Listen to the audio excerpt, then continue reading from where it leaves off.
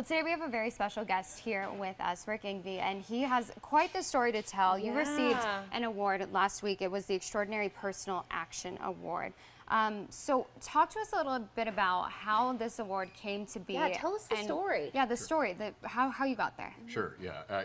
It was an honor. I got recognized by the American Red Cross for helping a gentleman last year through CPR. I had woken up early that morning, was taking care of some family swapping of vehicles and things like that. I had heard a scream. We live on a hill, and realized that a woman was screaming for help for her husband. I ran down and found her husband had collapsed on the street and assessed the situation, and I was able to use my CPR training to help him. So I started compressions, and one of my neighbors came out and dialed 911. Another neighbor came out after doing a few minutes of compressions. He jumped in and also continued compressions until first responders could get there. The great part of the story is that the gentleman that we helped is alive. He had a pacemaker installed. The nerve impulses for his heart were not hitting correctly, so it was the compressions that made the difference in allowing the first responders to get there and provide him the help he needed. So I was fortunate to have the right time, right place, and the right training. Absolutely. Yeah. Something like CPR, I think a lot of us take it for granted, not like knowing exactly what to do, but since you were there in that instance and the other neighbor, you saved his life. It's really something that I think everyone should know how to do. Yeah, absolutely. And it's simple. It's not something as complex. And one of the great things for Tucson is the research behind compression-based CPR was actually invented here in collaboration with the American Heart Association and the University of Arizona's Sarver Center. And I had been trained a number of times in the traditional breath-based CPR growing up, from Boy Scouts to early college jobs, things like that. But as I got trained in my job at Caterpillar just a year ago, I got the new compression-based CPR, and that's something that I would really encourage people to go and learn. It's very simple to learn, and those first few minutes really make the difference for folks. I think that after what we saw happen to Damar Hamlin, that kind of turned the spotlight nationally onto CPR, and people started talking more about, being trained just so that you can respond in an emergency situation. Did you ever think when you were getting that training that you would ever have to use it? Honestly, no. And I was in gym shorts, sandals. I was in my yard, right? That's not the normal time when you think something's going to happen just before 6 in the morning. And fortunately, I was outside. Normally, I'm already on work calls or things like that. So you never know when you might be faced with a situation. So that's why it really is important for a lot of our community to get trained in CPR and AED.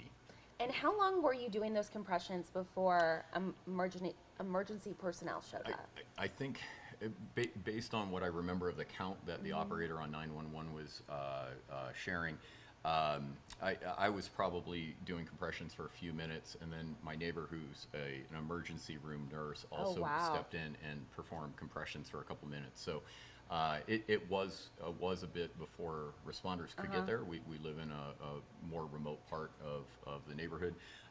And so fortunately, they were able to get there and use the AED machine and try, a few times to try to get him that time he needed to get back to the hospital.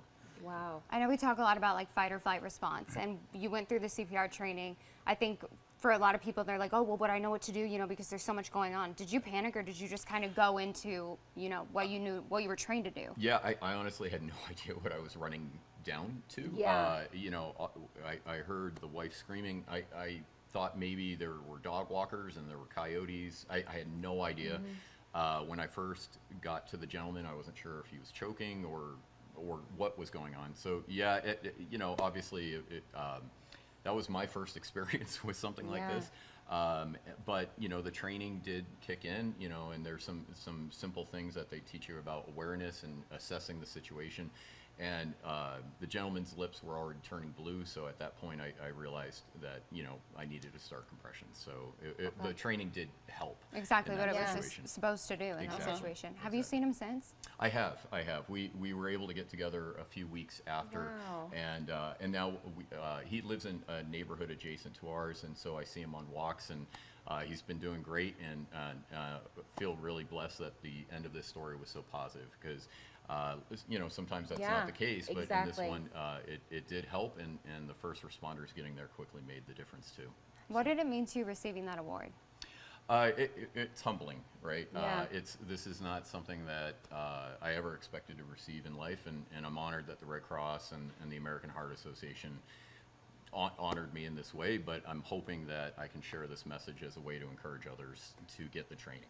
Do you know how they go about kind of assessing who receives that award? Is it something that the 911 dispatchers kind of report to them, or are you for sure? Do you know? I'm not.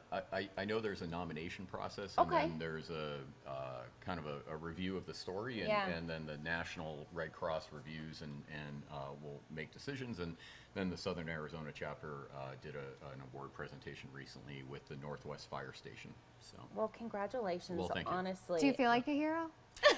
No. I honestly, I feel it was right time, right place, and Yeah. right training, and even the neighbors came out. A couple helped take care of the dogs. A couple jumped on 911. So this is where it's important for us all to know our neighbors and For support sure. one another. And the fact that multiple people ran to the situation, I think, is one of the great parts of this story too. Right, Yeah. and that's what you'd want to see if you were ever involved in an emergency as Exactly. people, because I think we live in a world now where it's like, would people run to my aid or would they get out their phone? Absolutely. So, Yeah. Absolutely. well, thank you so much for being here. We Congratulations appreciate again. it. Yeah. Thank you very much. Yeah. Thank Pleasure to meet you. you both. Thank you. Well, and Awesome. thank you for helping save somebody's life. I mean, not many people can say not many people can say that.